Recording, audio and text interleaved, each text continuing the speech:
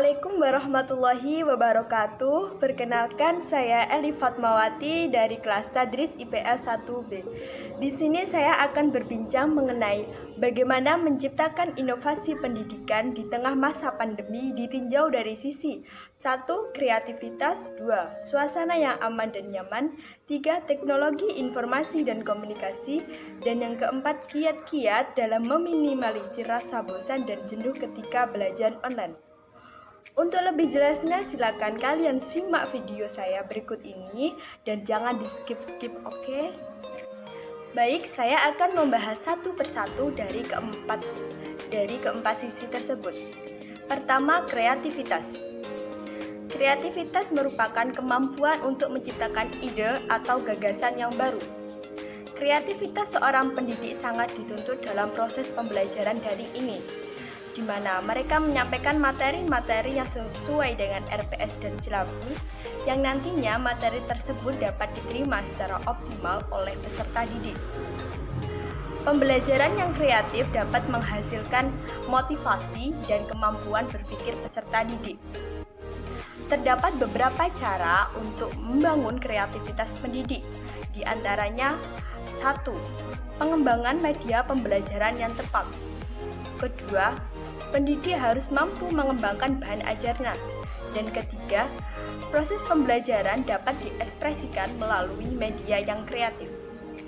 Kedua, suasana yang aman dan nyaman. Suasana yang efektif dalam proses pembelajaran masa pandemi ini sangat penting karena menentukan optimal atau tidaknya proses pembelajaran. Beberapa inovasi untuk menciptakan suasana yang aman dan nyaman diantaranya: pertama, mengkondisikan tempat belajar yang aman dan nyaman. Suasana belajar setiap anak itu berbeda. Ada yang belajar di tempat sunyi, ada juga yang belajar diiringi dengan musik. Usahakan tempat belajar itu tetap terjaga kebersihan dan kerapiannya, supaya mood belajar kita tidak rusak. Kedua, membuat jadwal belajar harian. Dengan membuat jadwal, peserta didik dapat mengatur waktu belajar dengan baik dan bisa melakukan kegiatan beragam di luar jam belajar. Hal ini akan menciptakan suasana belajar yang efektif. Ketiga, jangan malu bertanya. Seringkali peserta didik mengalami kesulitan dalam menyelesaikan tugas atau tidak memahami materi, yang dapat memicu rusaknya mood belajar, stres, dan bahkan menyerah. Untuk itu, diharapkan peserta didik tidak malu untuk bertanya kepada pendidik atau kepada orang yang dianggap mampu. Tinjau dari sisi yang ketiga, teknologi informasi dan komunikasi. Teknologi informasi dan komunikasi merupakan seperangkat alat yang digunakan untuk menyampaikan pesan, ide, atau gagasan kepada orang lain.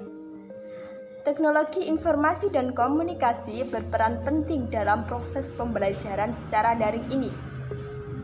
Hal-hal yang dapat dilakukan untuk menginovasi pendidikan melalui teknologi informasi dan komunikasi di tengah pandemi ini antara lain: pertama, teknologi informasi dan komunikasi digunakan sebagai media presentasi pembelajaran, misalnya berbentuk slide PowerPoint, video pembelajaran, dan lain-lain. Kedua, dapat digunakan sebagai media pembelajaran mandiri melalui e-learning atau melalui media yang lain. Dengan begini, peserta didik dapat belajar kapanpun dan dimanapun, serta dapat mendorong peserta didik untuk mengembangkan kemampuannya dan memanfaatkan teknologi informasi dan komunikasi untuk mendapatkan informasi dan pengetahuan secara mandiri. Ditinjau dari sisi yang keempat, kiat-kiat meminimalisir rasa bosan dan jenuh ketika belajar online. Ada beberapa faktor penyebab masalah belajar, yaitu faktor yang berasal dari diri peserta didik, cara pendidik menyampaikan materi, dan kondisi lingkungan belajar. Upaya-upaya yang dapat dilakukan untuk meminimalisir rasa bosan dan jenuh dalam pembelajaran online antara lain: pertama, menerapkan metode pembelajaran yang bervariasi. Pendidik bisa menerapkan beberapa metode pembelajaran, misalnya melalui ceramah, tanya jawab, diskusi, kuis, dan lain-lain. Dengan begitu, peserta didik tidak akan merasa bosan maupun jenuh. Kedua, melakukan pendekatan kepada peserta didik. Pendidik bisa memberikan motivasi, candaan, saling bercerita, saling berinteraksi, dan lain-lain. Dengan begitu, tidak ada yang namanya rasa bosan maupun jenuh. Yang ketiga, pilih suasana belajar yang menyenangkan menurutmu. Yang keempat, tetap menjalankan hobi. Yang kelima, buat kelompok-kelompok kecil untuk berdiskusi. Dan yang terakhir, yang keenam, atur jadwal kita sebaik mungkin.